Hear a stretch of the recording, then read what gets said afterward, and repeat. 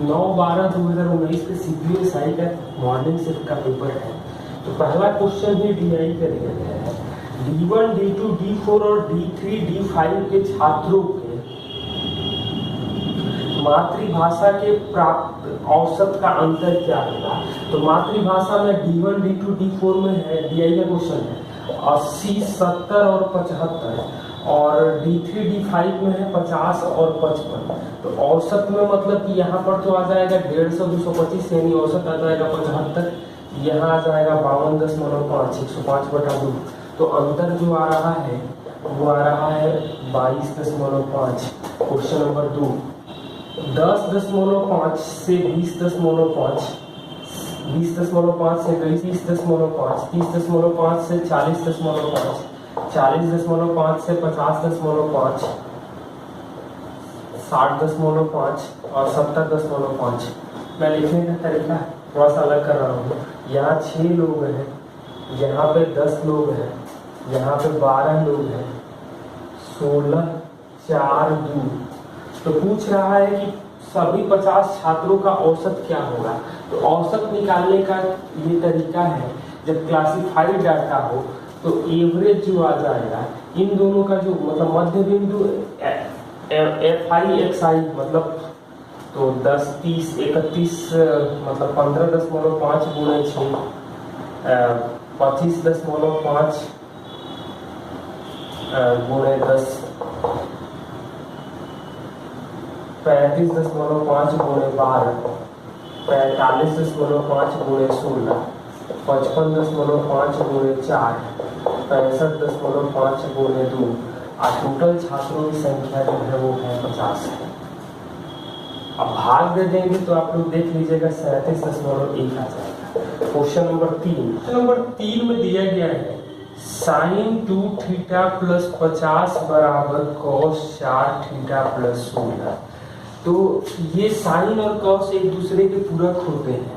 मतलब sign 90 minus theta बराबर cos theta या कॉस 90 माइनस थीटा बराबर साइन थीटा। मतलब कि 2 theta plus 50 plus 4 theta plus 16 जोड़ेंगे तो 90 आएगा।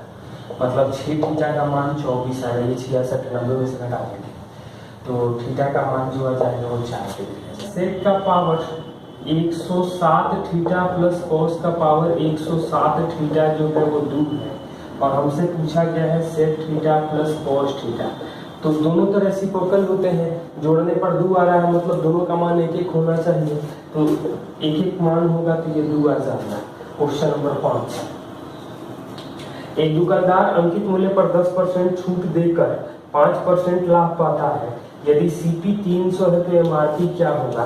तो लाभ हमेशा सीपी पर मिलता है, मतलब 300 का 105% बराबर एमआरपी का 10% डिस्काउंट यानी 90%। तो परसेंटेज 15 छक्का 90, 15 7 6 से कटेगा ये 50, यानी एमआरपी जो आ जाएगा वो 350 रुपये आएगा। क्वेश्चन नंबर 6, एक पहिए का व्यास 84 सेंटीमीटर है तो 16 चक्कर में तय की गई दूरी। तो व्यास 84 है, मतलब त्रिज्या जो आ जाएगा वो 42। तो परिधि जो आएगी 44 गुणे 6, 16 चक्कर लगा रहा है, मतलब 44 गुणे 96 ये गुणा करेंगे तो 4224 सेंटीमीटर आएगा, यानी 42.24 मीटर आ जाएगा। ऑप्शन भी हम लोग देख सकते थे। क्वेश्चन नंबर 7, 4/5, 6/8 और 8/25 का मौसा क्या होगा। तो मौसा जब पूछा जाता है तो अंश का मौसा निकालेंगे, हर का लसा, यानी कि 2/200 मतलब 1/100। क्वेश्चन नंबर 8, एक समलंब चतुर्भुज की भुजाएं 13 और 27 है, ऊंचाई 8 है, तो क्षेत्रफल क्या होगा। लेकिन क्षेत्रफल भुजा दिया गया है सेंटीमीटर में, क्षेत्रफल मीटर स्क्वायर के ऑप्शन में दिया गया है। तो एरिया आ जाएगा 1/2 27 प्लस 13 गुणे 8 और 100 से यहाँ भी भाग दे दे, मतलब ये तो 40 आएगा, कटेगा तो 20, मतलब 160 बटा में 1 पर 4 0 मतलब 0.016 मीटर स्क्वायर। सुदीप ने 1/5 भाग 8% दर से 2 साल के लिए, 3/5 भाग 6% 2 साल के लिए और शेष 10% की दर से निवेश किया, कुल ब्याज 1674 रुपया मिला, तो निवेश की गई राशि क्या है। तो ये जो दिया गया है 1/8 भाग 3/5 भाग, तो हम लोग एक काम करें 4000 रुपया मान लें।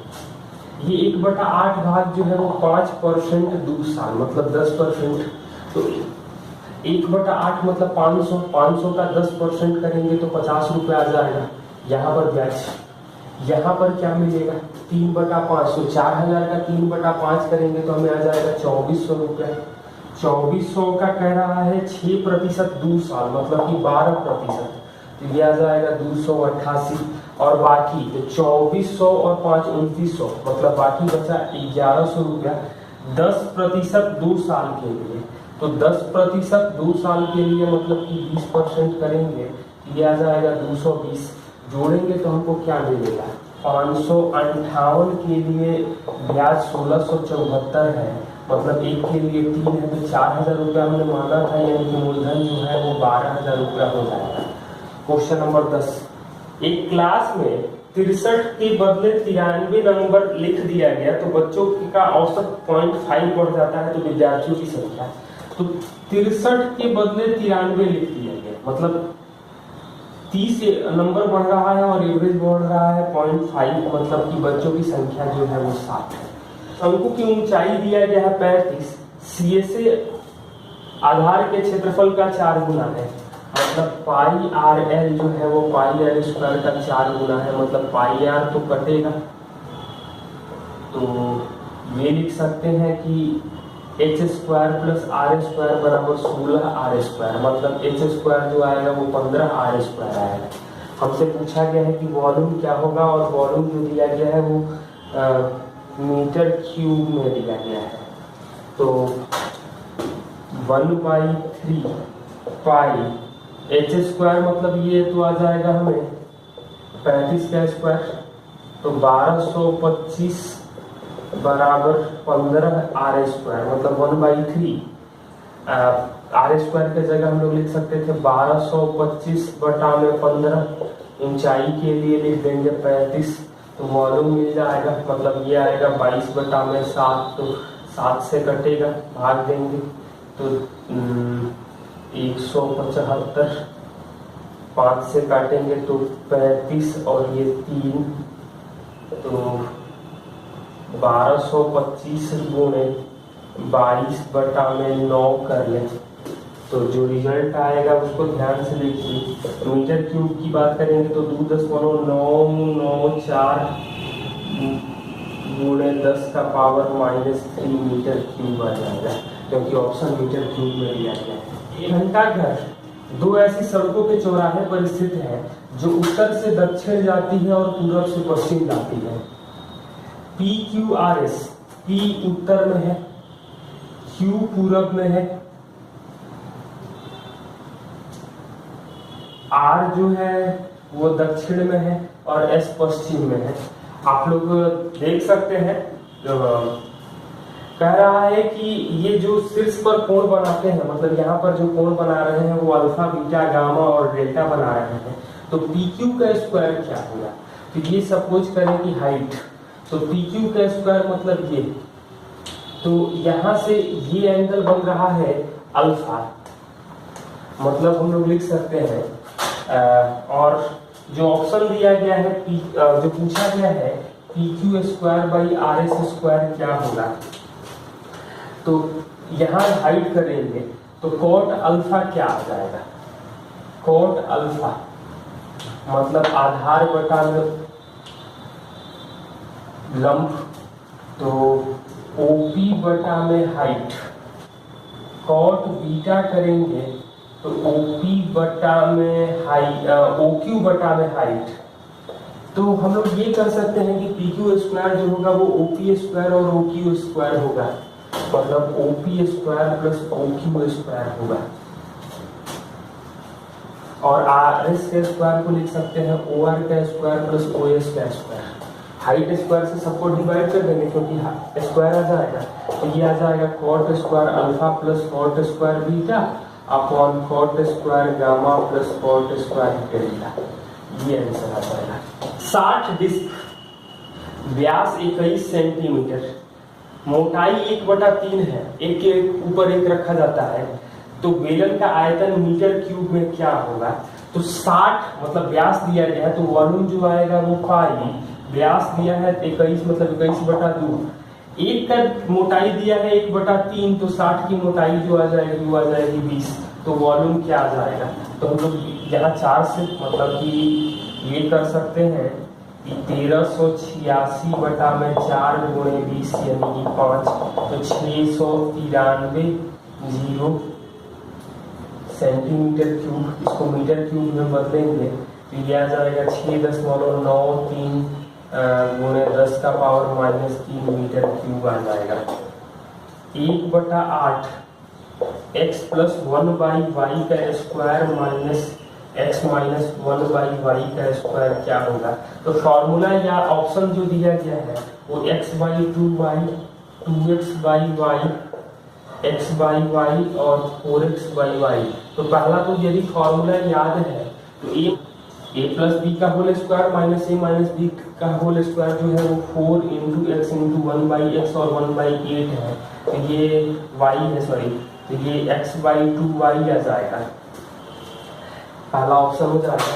या हम लोग कर सकते थे कि x के जगह पर 1 रख दे, y के जगह पे 1 रख दे, तो ऑप्शन भी आता, तो ये 1/2 आता, ये 2 आता, ये 1 आता और ये 4 आता, सारे ऑप्शन भिन्न आ रहे हैं, तो ये आ जाता 1/8, 2 का स्क्वायर 4 - 0 यानी कि 1/2 आ रहा है, जो यहीं पे सेटिस्फाइड करेगा। नंबर 15, इनमें सबसे छोटा कौन है? और ऑप्शन दिया गया है √301 - √299, √401 - √399, √101 - √99 और √201 - √199। इसमें हमसे पूछ रहा है कि सबसे छोटा कौन है, या कई बार ये भी पूछा जाता है कि सबसे बड़ा कौन है। तो छोटा और बड़ा यहाँ जानने के लिए यहाँ डिफरेंस जब बराबर दिख रहा है, 2 का डिफरेंस हर जगह दिख रहा है, तो जो छोटे अंकों का प्रयोग हुआ है वो बड़ा होता है और जहाँ बड़े अंकों का प्रयोग हुआ है वो छोटा होता है। तो छोटा पूछा गया है तो ये आंसर हो जाएगा, बड़ा पूछा जाता है तो कई बार आरोही अवरोही क्रम में पूछा जाता है, तो इसको भी देख सकते हैं। 16, स्कूल ए के 4 लड़के और बी के 6 लड़के, तो ए के 4 लड़के और बी के 6 लड़के काम को 5 दिन में करते हैं। यही काम ए के 5 लड़के और सी के 10 लड़के काम को 4 दिन में करते हैं, या बी के 3 लड़के और सी के 4 लड़के काम को 10 दिन में करते हैं, तो विद्यालय ए के कितने बच्चे प्रदर्शनी को 1 दिन में लगा सकते हैं? मतलब काम प्रदर्शनी में जो भी टेंट वगैरह लगाने का काम है वही कर सकते हैं। मतलब 20a + 30b बराबर 20a + 40b बराबर 30b + 40c। तो पहला हम लोग काम करें यहाँ से, तो 20a b से कट जाएगा, ये सॉरी c है, तो b और c का जो रेशियो आ रहा है वो हमें आएगा 4:3, ये दोनों कट जाएगा, तो 30 और 40 मतलब 4:3 आ जाएगा। यहाँ से करेंगे इन दोनों को तो 40 ये दोनों कटेगा, मतलब ए बी का जो रेशियो आ जाएगा वो आएगा 3-2 मतलब ये 4 आएगा, ये 6 आएगा, ये 3, क्षमता हो गई। अब ए बी सी का मान कहीं भी रख सकते हैं, यहाँ रख ले, यहाँ रख ले या यहाँ रख ले, मतलब कि 4a तो 24 और 24 48 × 5 मतलब टोटल काम है 240। करना किसको है? तो ए के बच्चों को, यानी ए के स्कूल के बच्चों की क्षमता 6 है, तो 40 बच्चे जो यदि मिल जाए तो एक दिन में काम को पूरा कर सकते हैं। अंग्रेजी के प्राप्त औसत क्या है? और दिया गया है 70, 60, 85 और 90। आप देख सकते हैं तो परसेंटेज में है तो 100 में ही स्कोर है, तो सबको जोड़ेंगे तो 365 आ जाएगा, जोड़ के देख लीजिए, और बटा में 5 यानी कि 73% स्कोर पाएंगे। 479 XYZ 7, 11, 13 से विभाज्य है, तो y + z बटा में x का मान क्या होगा? तो ये एक चीज जान लीजिए, इसका गुणा जो आता है वो 1001 आता है। 1001 का मतलब है इसको भी 4, 7, 9 होना पड़ेगा, तो हम लोग देख सकते हैं कि y, z और x का मान क्या मिलेगा, मतलब 7 + 9 बटा में 4 करेंगे तो 4 आ जाएगा। 97 से 2000 के दौरान कच्चे माल पर निवेश का औसत राशि और 97 से 2000 तक बिक्री में औसत का अंतर क्या होगा।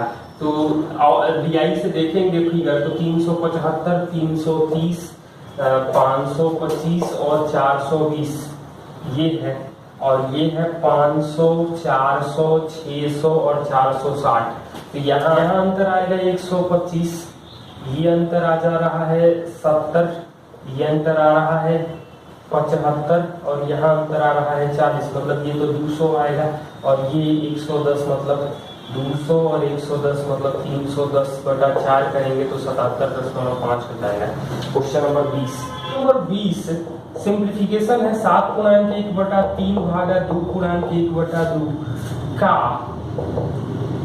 1/3/5 माइनस 3/8 प्लस 1/7 गुणे 1/3/4 माइनस 5/24। इसको सॉल्व करना है और ये आप लोग सिंप्लीफिकेशन कर लीजिएगा। 6 अंकों की बड़ी से बड़ी संख्या जिसे 12, 15, 20, 24, 30 से भाग देने पर शेष जो मिल रहा है वो मिल रहा है 8, 11, 16, 20, 26 और ऑप्शन जो दिया गया है वो 999960, 999964, 999982 और 999956 6 अंक की बड़ी संख्या है। तो सबसे तो पहली जरूरत है कि 30 से भाग देने पर 26 शेष मिलता है, मतलब इकाई अंक जो होगा वो 6 होगा, और इकाई अंक 6 का एक ही ऑप्शन दिया गया है, कोई कैलकुलेट करने की जरूरत नहीं है। पहले 20 ओवर का रन रेट जो है वो 4.5 है। 282 बनाने के लिए शेष ओवर का रन रेट क्या होना चाहिए, तो 20 गुणे 4.5 करेंगे तो आएगा 90। 282 बनाना है मतलब 192, 30 ओवर में तो 6.4 आता है। Question number 23 320 plus 342 plus 530 plus 915 भागा है मतलब बटा में कर दें 20 प्लस 22 माइनस x प्लस 18 बराबर 43 है। तो ऊपर वाले को जोड़ दें तो 15, 30, 45, 42, 87 और 20 07 10 5 15 6 21 107 बराबर 43 गुणे 22 18 40 20 60 माइनस x। ये भाग देंगे तो 49 बार में कटेगा मतलब x का मान आ जाएगा 11। एक व्यक्ति अपने का वेतन 50,000 है, मतलब इनकम जो है वो 50,000 रुपए है। वो पारिवारिक और व्यक्तिगत खर्च, तो ई पर 50% खर्च करता है यानी कि 25,000 खर्चा करेगा। टैक्स जो दे रहा है वो आय का 20%, खर्च का 20% है, तो टैक्स देगा वो 5,000 हो जाएगा। परोपकार पर मतलब टैक्स का 15%, तो टैक्स का परोपकार पी पर 750 रुपए, इसका 15%, तो बचत जो आ जाएगी 19,250 आ जाएगा। 19,250 कह रहा है कि अब वेतन 40% बढ़ गया, तो 40%, तो 50,000 का 40% बढ़ गया मतलब 140% करेंगे तो आ जाएगा हमें 70,000। कह रहा है कि व्यक्तिगत और पारिवारिक खर्च में कोई परिवर्तन नहीं हुआ यानी कि 35,000 ही रहेगा। टैक्स जो है वो 30% हो गया, मतलब इसका 30% करेंगे तो 10,500 आ जाएगा। परोपकार जो है वो 20% मतलब 2,100, तो अब इन दोनों को जोड़ देंगे तो 12,600 और 35,000, मतलब एक काम कर 35 तो ऐसे ही घट गया था, 12,600 घटा देंगे तो 22,400 आ जाएगा। तो पूछ रहा है कि बचत में कितने प्रतिशत परिवर्तन हुआ, तो परिवर्तन तो यहाँ नंबर को पूरा ना करें, पहले रेशियो निकाल दें, मतलब 1925 और 2240 मतलब साफ दिख रहा है। 5 से कटेगा तो 5 से कटेगा तो ये 385 और ये 448, 7 से दोनों कट रहा है तो 7 से कटेगा तो 55 और 64, ऐसे कैलकुलेशन करके तो बड़ा होता, यानी कि 9/55 गुणे 100%, तो ये कटेगा 11 और 20 मतलब 180 बटा में 11 मतलब 16.4 का एक ऑप्शन दिया गया है। यह क्या है? एक खंभा उस सड़क पर ऊर्ध्वाधर खड़ा है जो नॉर्थ से साउथ की तरफ जाती है, तो एंगल जो मिल रहा है P और Q के, तो PQ के बीच की दूरी जो दे रखा है B है, ये एंगल बीटा है, ये एंगल अल्फा है और ये एंगल बीटा है, तो ये हाइट पूछा गया है। तो क्या होगा? खंभे की ऊंचाई पूछा जा रहा है, क्या है? सिर्फ PQ के बीच की, तो सिर्फ का कोण अल्फा और बीटा है। तो हम लोग क्या करेंगे? तो tan अल्फा बराबर आ जाएगा, हमें इसको x मान लें तो h/x, और tan बीटा जो आ जाएगा वो आएगा h/x प्लस b, मतलब यहाँ से x का वैल्यू जो आएगा वो h cot अल्फा आ जाएगा, और x मतलब h cot alpha plus b बराबर h cot बीटा, मतलब b बराबर h cot beta minus cot alpha आएगा, मतलब h का वैल्यू आएगा b upon cot beta minus cot alpha.